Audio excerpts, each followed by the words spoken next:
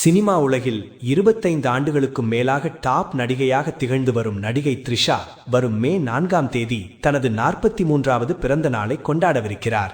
இந்நிலையில் அவரது பழைய வீடியோ ஒன்று தற்போது வைரலாகி சர்ச்சையை கிளப்பியுள்ளது. அதில் நடிகை அசினுடன் ஏற்பட்டதாக கூறப்பட்ட மோதல் குறித்து த்ரிஷா விளக்கமளித்துள்ளார்.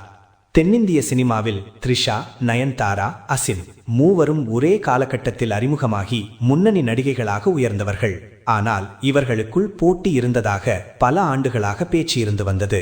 இந்த வதந்திகளை முற்றிலுமாக மறுத்த த்ரிஷா, அசினுடன் எனக்கு எந்த மோதலும் இல்லை. அவரை முதன்முறையாக விருது விழாவில் சந்தித்தேன். அவர் எனக்கு வாழ்த்து தெரிவித்தார். அதற்கு பிறகும் எங்களுக்குள் எந்த சண்டையும் இல்லை என்று கூறியுள்ளார். மேலும் நாங்கள் ஒரே மாதிரியான படங்களில் நடித்தது உண்மைதான்.